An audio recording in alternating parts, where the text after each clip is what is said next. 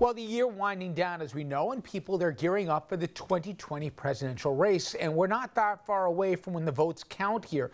38 days from the Iowa caucuses.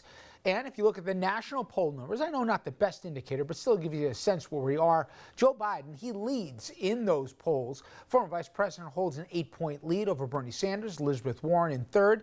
She's the only other candidate who's cracked double digits. Michael Bloomberg, as frame of reference, he's now cracking the top 5, but sitting at 5%. Also, Biden is coming off a debate performance that was considered by most a big improvement over prior ones. Plus, we really haven't had any bad news from Biden lately, like gaffes that he was at least identified for early on in the campaign. So that for his camp, good news as well. But the big question, and really the only question that matters, is who can beat Trump? That is the number one issue that the Democratic electorate cite here when choosing a candidate.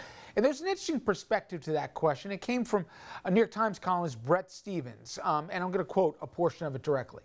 Nearly 3 years into the Donald Trump presidency, America needs a hard scrub and a deep cleanse. It needs to wash out the grime and grease of an administration that every day does something to make the country feel soiled. Stephens points to these new numbers, and they come from Pew. 3/4 of the American public say that they were concerned about statements that Trump makes. 7 in 10 confused about the same number, embarrassed. And more than half are angry, insulted, or frightened. And the numbers, interestingly, are not that much better when Republicans are asked the same questions. Nearly 6 in 10 concerned about Trump's statements, more than half are embarrassed, and nearly half confused. Let's bring in my next guest, Emily Tisch Sussman. She is a Democratic strategist and host of the podcast, Your Primary Playlist. Emily, thank you for a few. I appreciate it. Thanks for having me. All right, let's start off with Biden. I know the consensus is if he can get to Super Tuesday in good shape, the states line up really well for him, the South Carolinas, the Nevadas, etc. But what is the sense from those close to the Biden campaign? Do they think they finally hit their stride? Because there's a lot of folks in the electorate, I would say the center left, that are hoping that he can put it together, but were worried even a month or two ago that he lost a lot of his fastball, whether he was too old, they remember that he wasn't always the greatest presidential campaigner, even in his prime. Do they feel more comfortable today than they did then? I do think that people are generally feeling more comfortable with Biden, particularly the last debate performance was very important for that. And what we're hearing from reporters, from voters on the ground, especially in Iowa and other early states, is that when people go to his events, they may not be huge and the intensity may not be as intense as other candidates, but the kind of things that voters are saying about Biden are the kind of things any messaging expert would wish that voters would say about their candidate. That they think that he's relatable, they think that he gets them, they think that he's trustworthy. So I think that because of all of those things kind of compiling, it is making people feel more comfortable with Biden as the nominee. Now that the race is a little bit more whittled down, I think that people are starting to find things, both faults of pretty much every candidate that's out there. Every voter is playing pundit right now, but also things that they like about the candidates in case they do become the eventual nominee. And I think that's happening more and more for Biden. I think it actually really works in his favor. To that end, though, I hear the following concerns. I know someone involved with the Bloomberg campaign, and he wouldn't have gotten in, and they are so data-driven, as you know, Emily, if the numbers didn't tell him that there was a real vulnerability for Biden and a real concern from folks whose number one issue is who can beat Trump head-to-head, that there may be more dirt coming out on Hunter Biden. The fact is he hasn't raised a ton of money. What would it take for that money, the establishment money, to come in and get behind Biden, and also for a guy like Bloomberg to say, I don't want to go down in history as the guy here who cost the party and gave Trump 4 more years, to kind of clear the decks even more for him? The thing that people care the most about is electability. And so that means that they're trying to guess what other people would vote for. And so that's actually led to really interesting vote choices, especially in some of these early states where people have a lot of contact with the voters. Is that I think from a journalist pundit perspective, we think, oh, well, voters are probably either in two camps. They're probably either in the Sanders Warren camp, or they're probably in the Biden Buttigieg Klobuchar camp, kind of camp, maybe Bloomberg.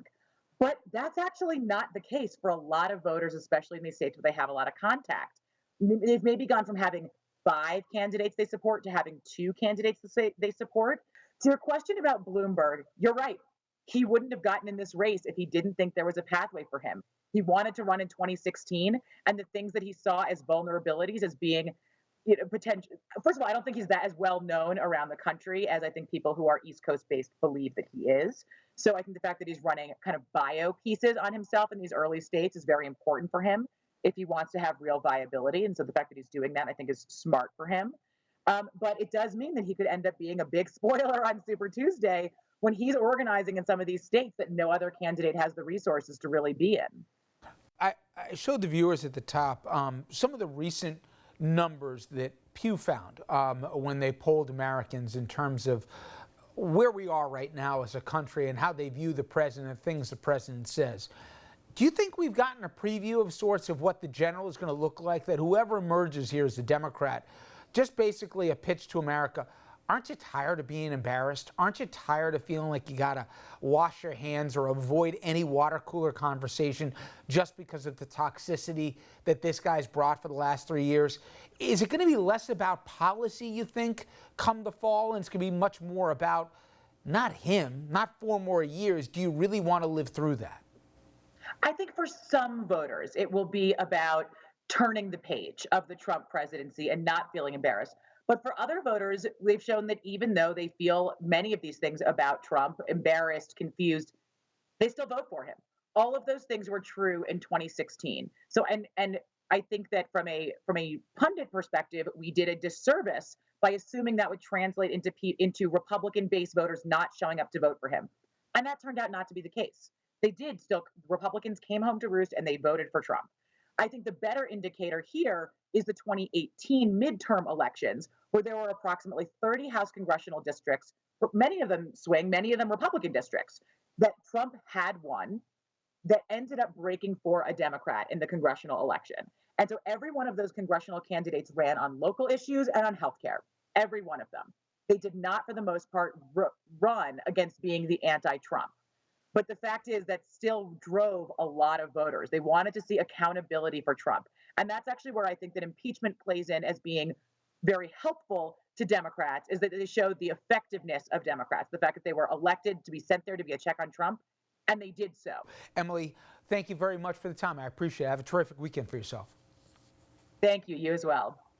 All right, buddy. When we come back, we're going to lighten things up here a little bit. I promise. We won't talk about Trump for a whole 5 minutes. We're going to talk a little sports, in fact.